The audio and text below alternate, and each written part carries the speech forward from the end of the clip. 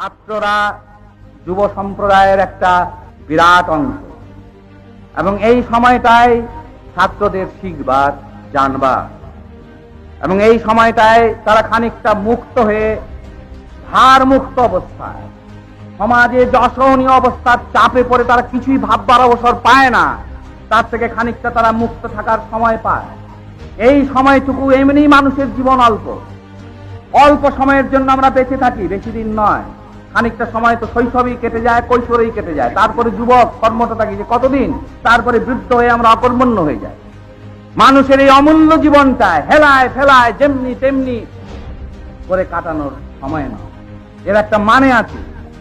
সেই মানেটাকে উপলব্ধি করার দরকার এবং ছাত্র অবস্থায় এইটি সবচেয়ে বড় সুযোগ টু আন্ডারস্ট্যান্ড যে কান্ট্রি আপনাদের কাছে কি চায়।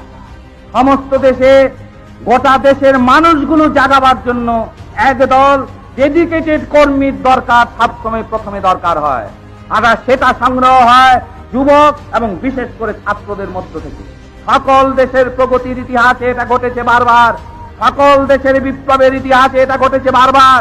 কাজী ছাত্ররা বিমুখ হয়ে থাকলে, অধগামী সংস্কৃতির শিকার বনলে, পুঁজিবাদী রাজনীতির সব পরে তাদের দালালি করলে, তাহলে সে জাতির মুক্তি নেই।